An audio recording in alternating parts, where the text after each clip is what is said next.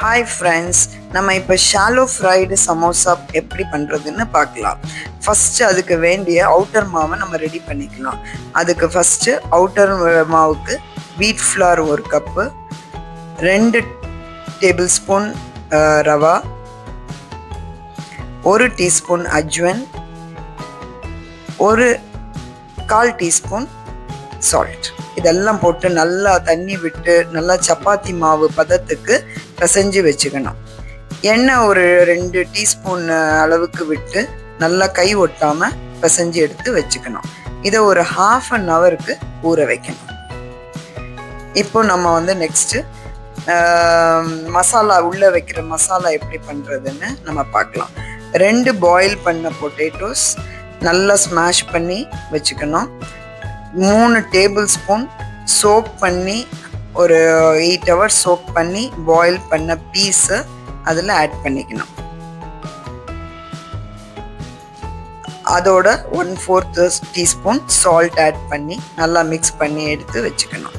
இப்போது மசாலா அரைக்கிறதுக்கு மிக்சியில் 1 டீஸ்பூன் ஜீரா, 1 டீஸ்பூன் தனியா, 1 டீஸ்பூன் சோம்பு, ஜிஞ்சர் 2 பீஸு, 2 க்ரீன் சில்லிஸ், இது எல்லாத்தையும் நல்லா ஆட் பண்ணி நல்லா மசிய அரைச்சி எடுத்து வச்சுக்கணும்.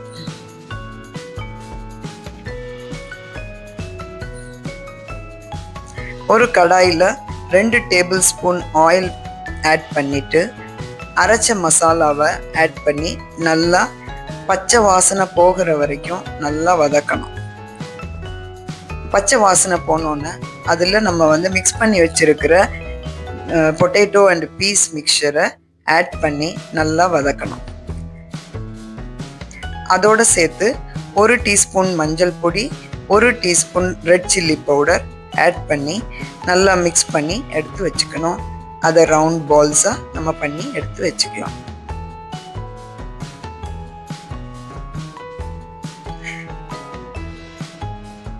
இப்போ நம்ம சப்பாத்தி பண்ணுறதுக்கு ஊற வச்ச சப்பாத்தி மாவு எடுத்து உருண்டை பண்ணி அதை சப்பாத்தியாக இடணும். ரொம்ப திக்காகவும் இல்லாமல் ரொம்ப தின்னாகவும் இல்லாமல் சப்பாத்தியை நல்லா ரவுண்டாக இடணும். அதுக்கப்புறமா ஒரு கப்போ இல்லை ரவுண்டு கட்டரோ யூஸ் பண்ணி அதை நம்ம ரவுண்டாக சின்ன சின்ன ரவுண்டாக கட் பண்ணி எடுத்துக்கணும்.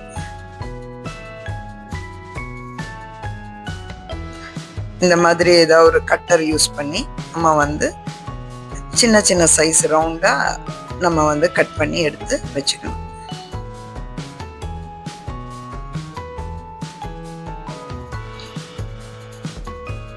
இப்போ அந்த ஒரு சப்பாத்தி ரவுண்டு பீஸ்லையும் நம்ம உருண்டை பண்ணி வச்சிருக்கிற அந்த மசாலாவை உள்ளே வச்சு அதை நல்லா எல்லா சைடையும் சேர்த்து நல்லா க்ளோஸ் பண்ணி ஒரு ரவுண்டு ஷேப்பில் கொண்டு வச்சுக்கணும் நம்ம. ஸோ இது நம்ம எந்த ஷேப்பில் வேணால் பண்ணிக்கலாம். ஆனால் நம்ம இப்போ குழி பணியாரம் பேனில் பண்ண போகிறோன்றதுக்காக நம்ம இப்போ ரவுண்டு ஷேப்பில் சமோசாவை ரெடி பண்ணுறோம். ஸோ இப்போ இந்த மாதிரி ரவுண்டு ஷேப்பில் ரெடியான சமோசாவை நம்ம இப்போ ஒரு குழி பணியாரம்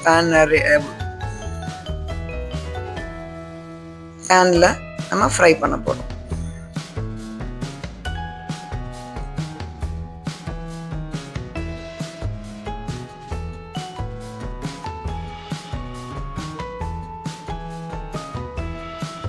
இது ஷாலோ ஃப்ரை பண்ணுறதுனால நம்மளுக்கு உடம்புக்கும் அது கெடுதல் ரொம்ப கிடையாது.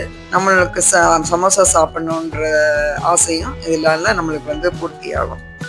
இப்போ குழி பணியாரம் பேனில் ஒரு குழியிலையும் ஒரு 1/2 டீஸ்பூன் மட்டும் ஆயில் விட்டு அதில் நம்ம சமோசா பால்ஸ் பண்ணி வச்சுருக்கோம் இல்லையா, அதை எல்லா ஒவ்வொரு குழியிலையும் போட்டு நல்லா கிறிஸ்பியாக ப்ரௌனாக ஆற வரைக்கும் நல்லா அதை ஷாலோ ஃப்ரை பண்ணணும்.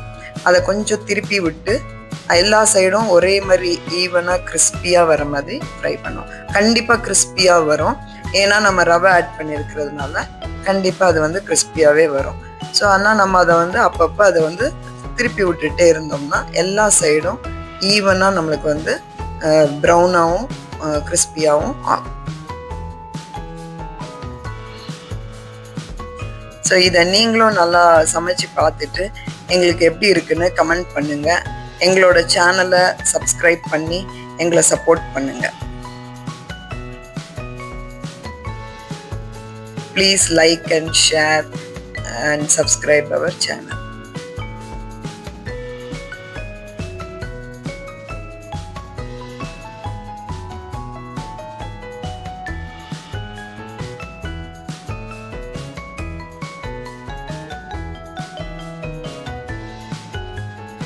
அது பார்த்தீங்களா, நல்லா எல்லா சைடும் நல்லா ப்ரௌனாக ஈவனாக நல்லா வந்து ஃப்ரை ஆகுது.